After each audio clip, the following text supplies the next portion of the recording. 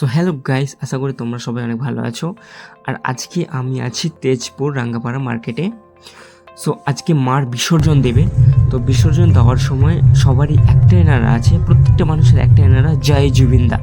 তো তোমাদেরকে না শোনালে বুঝতে পারবে না। তো এত ভালোবাসা মানে জুবিনদার প্রতি। তো তোমরা দেখতে থাকো লাস্ট পর্যন্ত।